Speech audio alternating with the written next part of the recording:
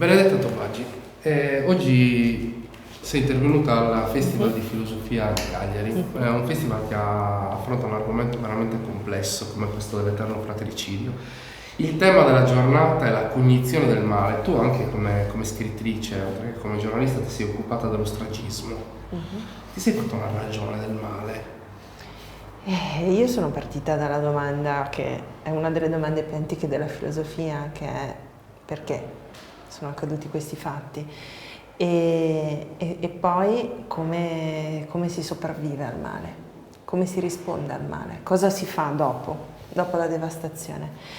E mi piace l'approccio che è stato dato a questo festival, perché partendo da un'opera teatrale tragica, molto complessa, vuole riformulare alcune domande, vuole fare riflettere su alcuni aspetti e su alcune implicazioni del male, più che dare delle risposte. Io ho cercato di fare la stessa cosa, lavorando sul tema dello stragismo. Prima di tutto ho cercato, è la parte più di ricostruzione storica, di sviscerare il fenomeno, perché mi ero resa conto che le idee diffuse in Italia, quello che si sapeva era poco e spesso confuso. C'era stato molto silenzio, mistificazione, menzogne, prodotto di anni di depistaggio. Disinformazione, Da un depistaggio. punto di vista invece della riflessione, la professoressa De Monticelli ha detto filosofica, forse un po' troppo, però ho cercato anche di raccontare sia nel mio rapporto con la ricerca su questa vicenda, che raccontando le storie delle persone coinvolte, la vita prima, la vita dopo, ho voluto dare spazio nel concreto, gli effetti del male, devastanti del male, del trauma sulla vita delle persone. Per esempio l'irragionevole e del tutto non necessario senso di colpa che affligge i sopravvissuti anziché i carnefici.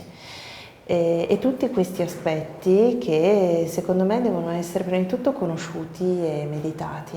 E poi ho raccontato alcune storie in cui c'è una luce in fondo a tutto questo male. Infatti ho scelto come titolo del mio libro sulla strage di Brescia una stella incoronata di buio, e questa piccola luce che non è schiacciata ma esaltata dal buio possiamo vederla sia come la verità che si riesce a preservare nonostante tutto, Certo, in qualche modo. ma anche come la vita che nonostante tutto può riaffermarsi, l'esistenza che ci può essere dopo nella consapevolezza del male, ma in nome di valori positivi e di nuovo in una dimensione di senso.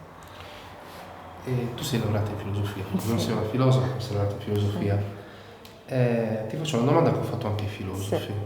Cioè, può la filosofia incidere sul reale? Cioè, anni di storia del pensiero, condensati in incontri come questi, nuovi ragionamenti, nuovi pensieri sulla contemporaneità, possono incidere su una massa di persone che invece si muove in una maniera a volte completamente irrazionale? Immagino dopo i fatti di Charlie Hebdo, l'odio subito, immediato, senza mediazione.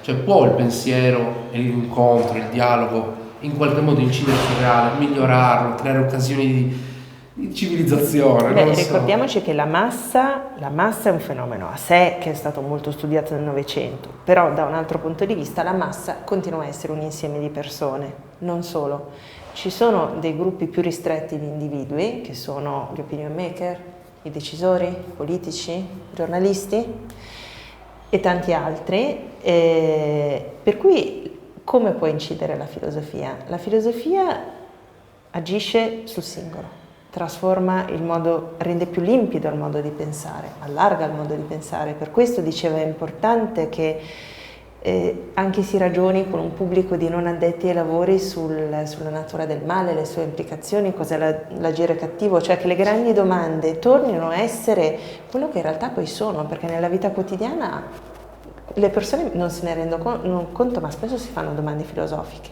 Allora, la filosofia è, nella sua forma e nella sua accezione più pura e migliore, è pensiero su temi che sono centrali per l'esistenza degli esseri umani. e può aiutare a pensare di più e meglio. Questo lo diceva un filosofo che amo molto, Paul Ricoeur, proprio in un libretto sul mare.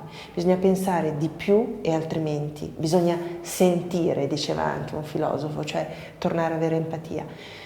La filosofia può ampliare gli orizzonti di un singolo essere umano e poi questa persona è inserita in una famiglia, in una società, in dei gruppi, svolge delle funzioni e allora sì che può esserci un segno diverso che questa persona lascia nel mondo.